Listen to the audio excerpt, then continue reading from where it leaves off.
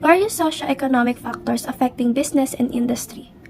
Socio-economics, the social science that studies how economic activity affects and is shaped by social processes. 15 factors of socio-economics.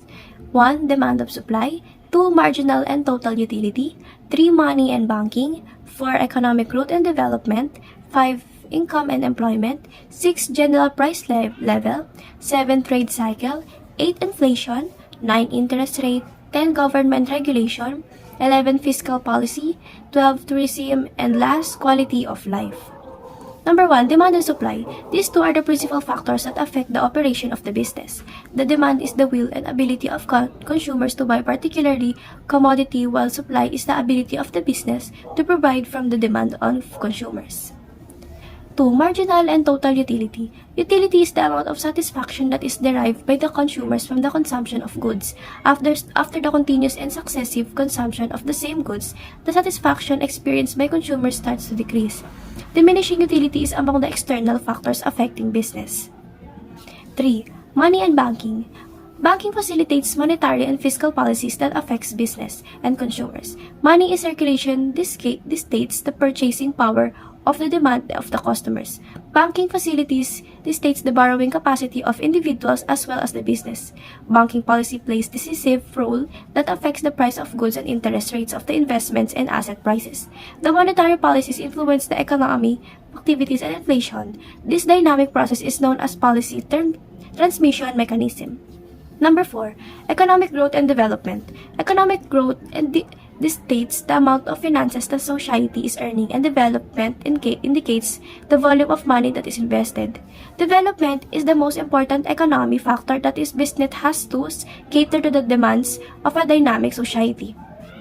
Number 5. Income and employment. Other important factors that affects the operation of the business are employment density and rate of income. The per capita income and density of the employment determines the rate of demand, density of demand, and purchasing power of the people. Number 6. General price level. The general price level of commodities are important aspect of the economy that plays part in the growth of business. The cost of raw materials, paying power of people, cost of production, and cost of the transportation are important components that determine the general price levels and in turn lower the profit margins of a business. Number 7. Trade cycle. Trade cycle plays a part in fluctuation the cost of goods and commodities in an economy. Prosperity, recession, depression, and recovery are the phases of business cycle that affect the demand and supply of goods. Trade cycle affect the general price level of non-essential and essential commodities. Number 8. Inflation. Inflation occurs when there is too much supply of money in the economy that is not supported by output of goods and services. When there is lot of money circulation, the price of goods also increase in order to sustain business, resulting in the increase of cost of raw materials which are needed in the production of goods. 9. Recession. During recession, companies face decrease of sales revenues and profits. During recession, big organizations are not only one who is affected by including the small one which acts as a vendors of the big companies. Small organizations find it difficult to survive during recession. Due to lack of financial funds or availability of loans, people may shift their preference to affordable products. Number 10. Exchange rate.